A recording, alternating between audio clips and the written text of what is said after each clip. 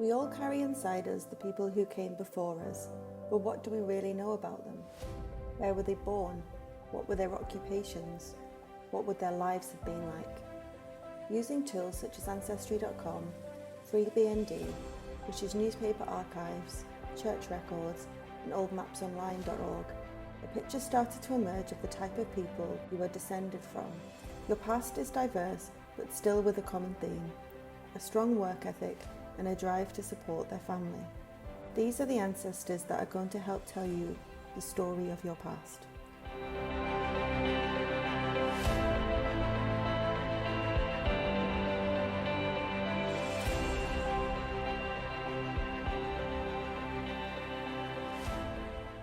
Our story begins in the quiet village of Alveley in Shropshire, where the Scriven family lived for generations. Alveley in the early 1800s was a rural community. Small cottages clustered around the church, farm labour dominating everyday life, and the River Severn shaping work and travel. In 1841, something new began, the first full census of the population. The government wanted to understand the nation's people, where they lived, who they lived with, and what work they did.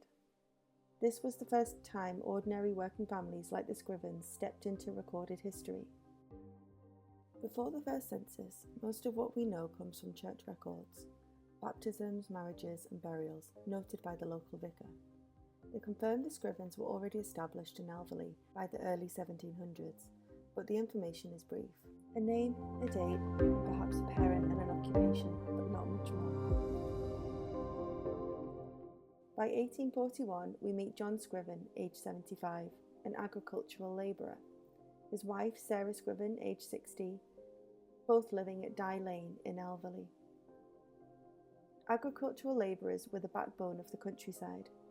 Long days in the fields, tending to crops and livestock, often from dawn to dusk. There was no retirement, you worked as long as you physically could. By 1851, John was 87. In the census, he was noted as being a pauper, formerly agricultural labourer, now too frail to work. He and Sarah lived in the village with a lodger, Mary Deacon. This census also confirms John was born in Alveley and never lived far from where he began. Just months later, 14th of September 1851, John passed away from an ulcerated leg and decay of age. Mary Deacon was their lodger, and she was the one present at his death. Returning to the 1841 census, we also find their son, James Scriven, aged 45, and also working as an agricultural labourer. His wife Mary, who was aged 40, was also living with him, along with 5 children: Samuel, aged 13, Geoffrey, aged 10, James, aged 5, Anne, aged 2, and Emma, who was 1 month old. And they also had a lodger, Anne Gould, and they were all still living in Alveley. As the years passed, their home changed location, but their work did not. By 1851, James and Mary lived at the paper mills on the outskirts of Alveley, near small workers' cottages. Their growing family now included Samuel, aged 22, James, who's 17, Anne, 12, Emma, 10, and a 5-year-old Mary. James continued farming work through the 1861 and 1871 census. Even at 77 years old in 1871, he is still listed as an agricultural labourer. They were then living at number 6 New Road and later 47 The Village, aging quietly in the community they'd always known. James died in 1885, having spent his entire life tied to the land.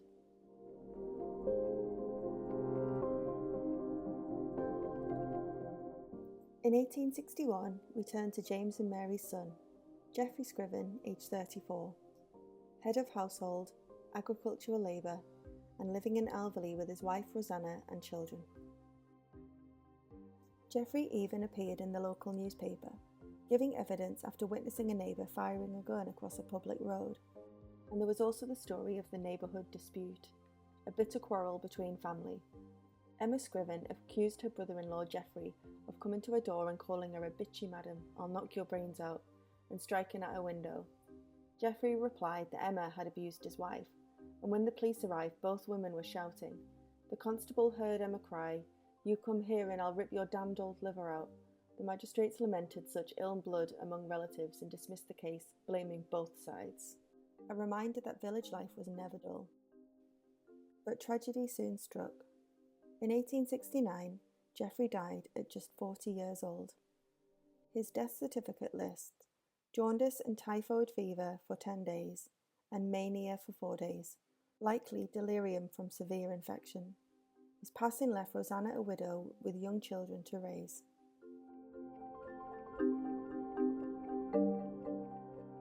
In 1871, Rosanna became head of the household. They were living at number 11 The Village, and she was a widower. She was 47 years old and working as a charwoman. A charwoman was a cleaner, scrubbing floors, washing laundry, carrying coals, the lowest paid domestic work, but a vital income for women with no husband to rely on. Her children helped her where they could. William, aged 17, worked as an agricultural labourer like his father, and Phoebe, aged 10, was still at school. Life was not easy for Rosanna Scriven. She had been widowed young, she had a house full of children, and little income beyond what she could scrub, carry or clean. And soon her name appeared in the newspapers, not once, but several times. In 1871, Rosanna was the victim of a theft in her own home.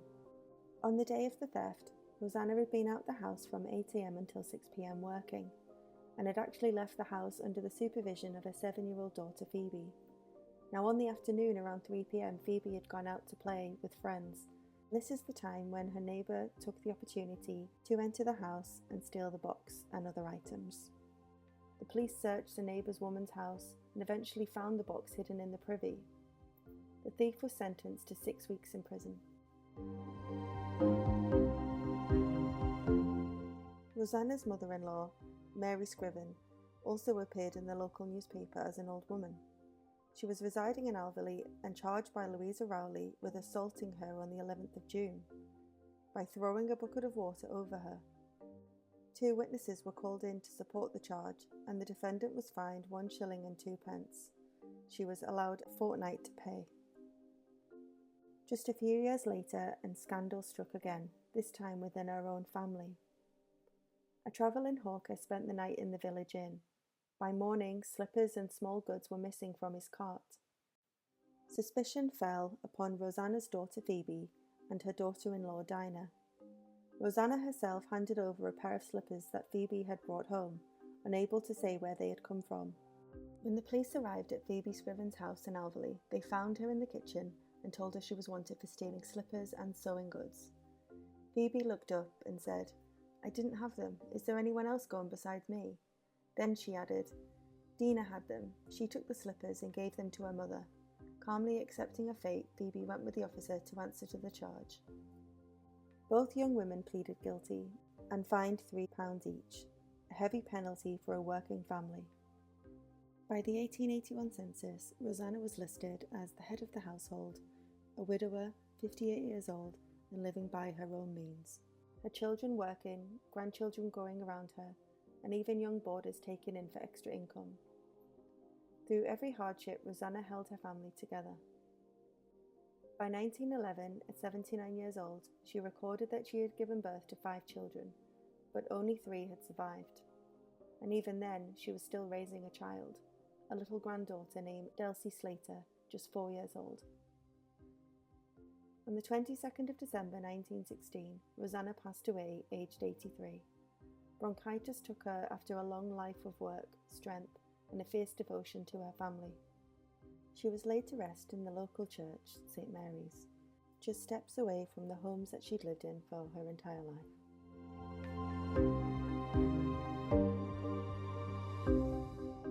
By 1911, Geoffrey Jacob Scriven had seen enough seasons change over Alveley's fields to know the land better than the lines on his own hand. He was now 52 years old, still working as a farm labourer, still providing through long days of mud, rain and aching shoulders. He lived with his wife, Dana, now 48, who kept the home running. Their cottage was small, 1 kitchen and 2 bedrooms, but inside those walls was a bustling world. Frederick, 23 years old, Christopher, 21, Rosie Emma, their daughter, now a young woman, aged 17, and Thomas William, aged 11. Money was tight, space was limited, but the family remained together, typical of working households at this time. It is noted on this census that Geoffrey and Dinah had 5 children born living. Sadly, only 4 are alive today. On the 1891 census, we see Julia Scriven, aged 6, as a scholar in the local school. Unfortunately, just 1 year later, Julie passed away when she was just 7 years old, with meningitis being the cause. Dinah, her mother, was by her side at the time of death.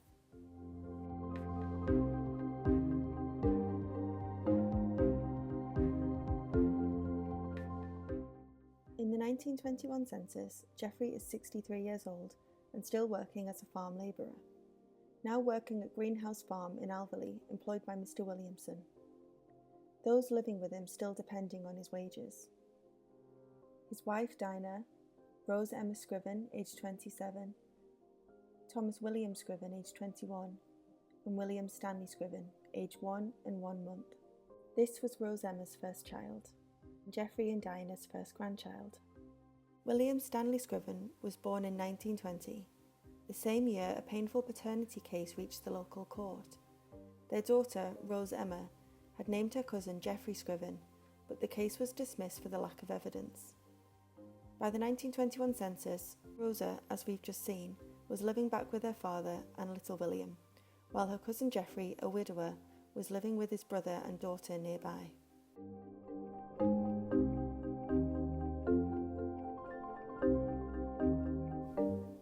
Rose Emma's father, Geoffrey Scriven, made his first appearance in the local newspaper, not for good deeds, but for bad language. Late one November night, he was heard shouting most filthy language and trying to fight an old man.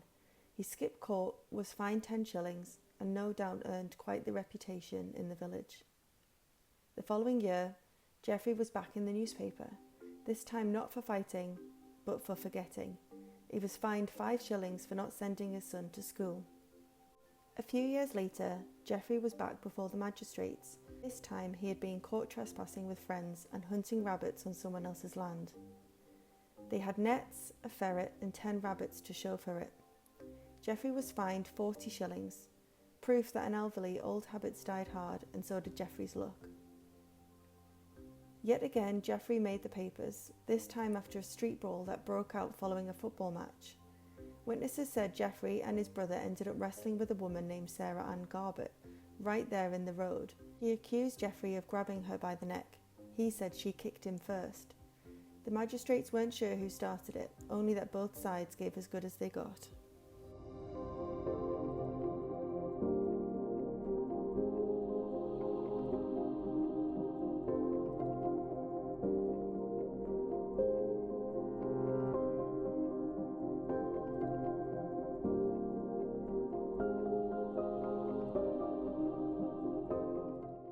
In 1918, 18-year-old Thomas William Scriven left life as a farm labourer in Alveley to serve in the final year of the Great War. He joined the Labour Corps, the men who built, carried, repaired, and kept the army moving. Thomas was quickly posted between units, using his strength and skills to support the front. But only months later, worsening deafness forced his discharge. He returned home, having done all he could, the first Scriven to swap the fields for uniform, proving that even a small village felt the weight of a global war. By the late 1920s, Geoffrey's health had worsened. After a short illness involving influenza, he died from exhaustion. He was just 70 years old. His death reflects common health issues among aging labourers who work physically demanding jobs their entire lives. He was living at number 21 at the time of his death, next door to the house shown here.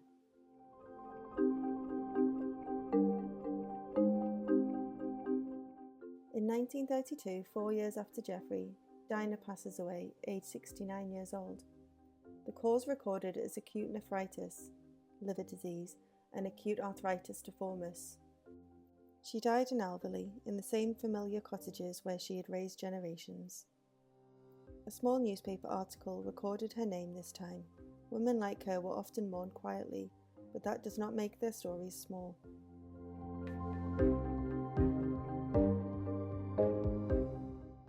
On the eve of the Second World War, the 1939 register captures a snapshot of the Scriven family in Alveley. There we find Rose Emma, working hard as a charwoman, living with her younger brother Thomas William, her son William Stanley, and a young girl believed to be her daughter, Mary Ellen. Rose's life had not always been an easy one. She gave birth to William Scriven in 1920, then to twin boys, James and Thomas, in 1930. Just 3 years later came another set of twins, Mary Ellen and Margaret J., but in the records of Alveley, only one of those younger children remains in the home by 1939, little Mary Ellen. Mary Ellen grew up in the small Shropshire village, surrounded by familiar faces, the church, the school, the shopkeepers, who all knew her by name. One day would become the moment she remembered the most, her wedding day.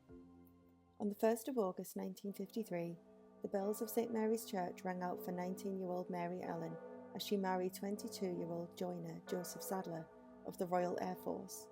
His father, John Henry Sadler, once a hard-working sawyer, proudly attended. With no father listed for the bride, it was her older brother William Stanley who stood as witness, a protective presence at her side. The local newspaper celebrated the day with photographs and the headline, "Bridegroom from the land of the Geordies."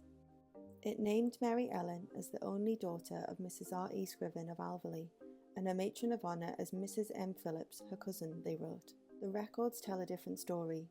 No cousin named Margaret appears. Yet Mary Ellen did have a twin sister, Margaret, and Margaret had married a Cyril Phillips in Alveley just 2 years earlier. It seems like that the twins were raised not as sisters, but as cousins. Life was never simple for Rose Emma Griffin. A single mother to William, and later to 2 sets of twins, she carried more than her share of responsibility. Though the full story of her twin sons remains unclear, we do know that Rose stayed closely connected to her family, including her grandchildren, David and Pauline, and remained a familiar face in the village she'd always called home. She took part in local events, including a reunion at the old school in Alveley, the very heart of the community. In November 1972, Rose Emma passed away and was laid to rest in the peaceful churchyard of St Mary the Virgin, forever part of the village that shaped her life.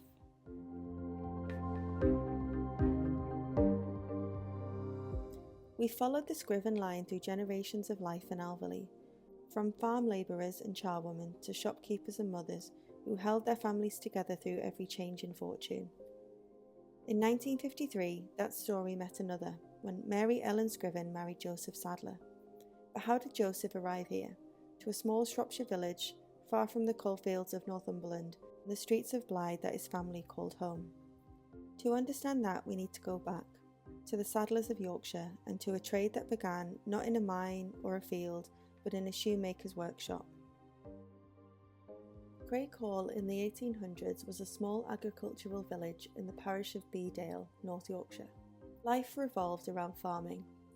Families worked the fields, tended livestock, and shared the common land. The Industrial Revolution had little effect here. There were no mills or factories nearby, so rural life went on as much as it had for centuries. Local bylaws governed the smallest detail of daily life. Villagers could be fined for not maintaining their stretch of road, for letting branches overhang a stream, or even for allowing geese on the common at the wrong time of year. Authority could be harsh, especially under the lord of the manor in earlier decades, when trespassers were dealt with severely. Yet despite strict rules, Crakehall remained a close rural community. Most residents earned their living from the land, but the census shows a variety of trades: millers, blacksmiths, rope makers, and several shoemakers. But most people held down 2 jobs due to the unpredictability of work at this time. Church attendance was high, and even with a population of only a few hundred people, there were multiple inns and beer houses to serve weary labourers after long days. Among those tradesmen was William Sadler, born in Patrick Brompton near Crakehall. He married Elizabeth Thompson in Bedale, and by the 1841 census they were living in Crakehall with 3 young children, Martha, Edward and Margaret. Also in the 1841 census, we can see William's parents, William and Anne, living in Little Crakehall. They are both 70 years old, and William's occupation is listed as a sandal maker. Their neighbour lived beside the Kirk Bridge, so does that mean that one of these cottages was theirs?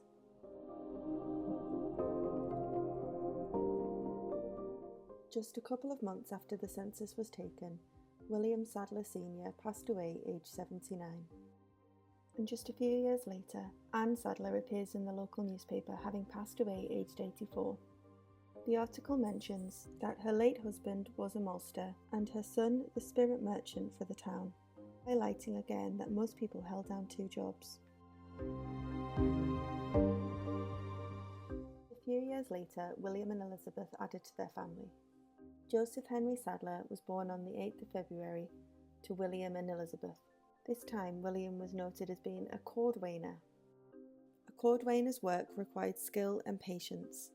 William made shoes entirely by hand, cutting fine leather, shaping it over wooden lasts, stitching the pieces together, and finishing them for sale. It was slow, detailed work, each pair bespoke to the customer, and it relied on steady hands and good eyesight. In 1851, William, aged 53, was recorded as a shoemaker journeyman. The word journeyman meant that he had completed his apprenticeship and worked for another master rather than running his own shop. It's likely that the skill was passed from father to son, as was common at the time. A boy would have grown up watching his father cut and shape leather, learning each step of the craft long before any formal apprenticeship began. He was a qualified tradesman, paid by the day, a respected position in a rural community. At home were his wife Elizabeth, 48, and their children, Margaret, 11, and Joseph, 8, both listed as scholars, showing that the family valued education even on modest earnings. By 1861, William, 69, was described as a bootmaker, still working with leather, but likely producing sturdier footwear for local labourers. He and Elizabeth, 68, remain in Little Crakehall. A decade later, the 1871 census still lists them there.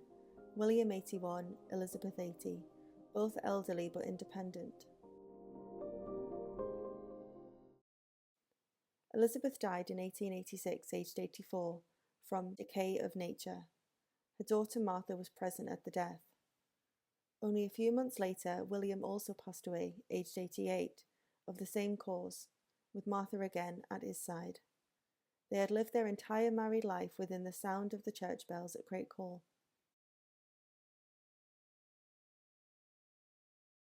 Their son, Joseph Sadler, born 1843, appears in the 1861 census, aged 18, working as a farm servant and carter for John Chapman in nearby Tunstall.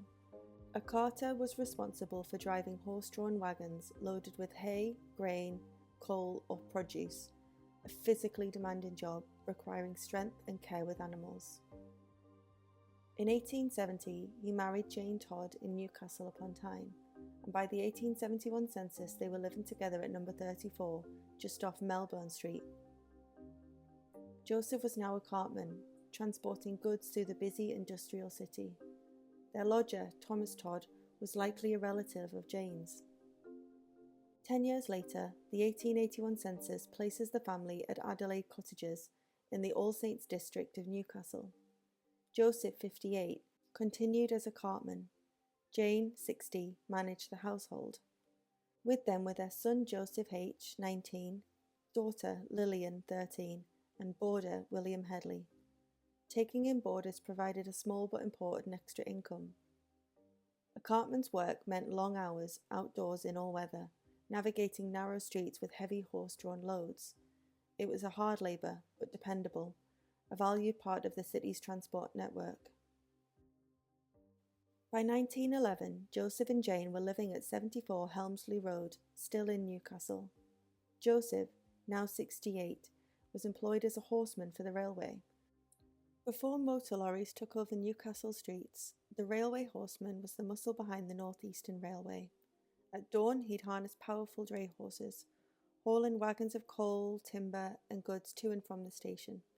Rain or shine, his team kept the city's trading moving, one load at a time.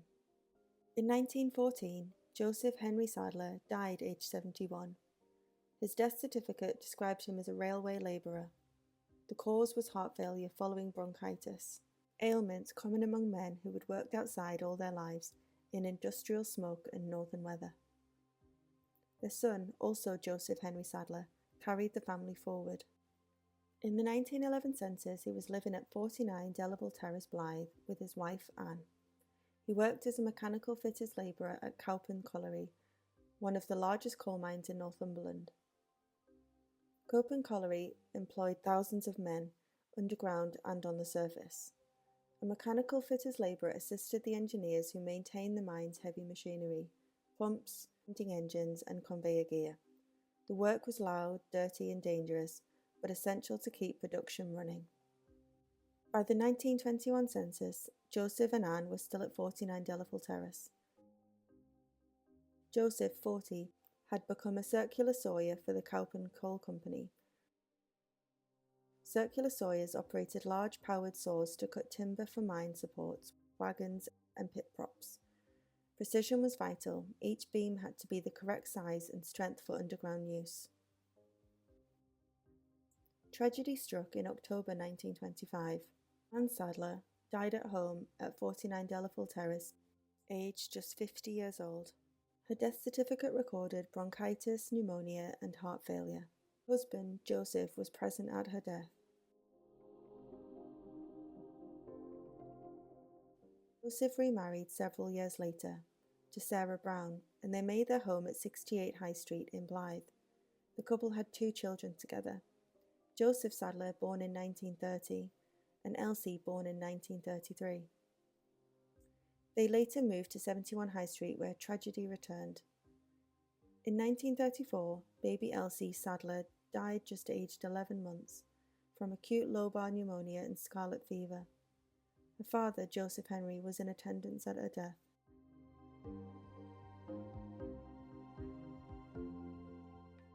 Only a few years later, in 1939, Sarah, known affectionately as Sally, also died from bronchitis, aged 37. Her death notice appeared in the local newspaper, thanking all of their friends and neighbours for their kindness and sympathy extended to them during their recent sad bereavement. It's a reminder of how people once shared family news through the local papers, expressions of gratitude and community support during grief. When Joseph Hedley Sadler attended his son's wedding in 1953, the event carried deep personal meaning. By then, both his wives had passed away, and his little daughter Elsie was gone too. His son, also named Joseph, was all he had left. It's not hard to understand why, after the wedding to Mary Ellen Scriven in Shropshire, the young couple moved north to Blythe. It was more than a change of home, it was a way of keeping family close, ensuring that the generations remained connected after so much loss. In 1956, they welcomed a daughter, Pauline Sadler, and in 1959, a son, David. Pauline later had 2 children with Frank Keenlyside, Tracy, born in 1979, and Paul Frank, in 1981. Today, the family continues to live in Northumberland, close to the same landscapes their Sadler ancestors once worked. And fittingly, the newest generation have kept alive a love of horses, a quiet echo of those who came before.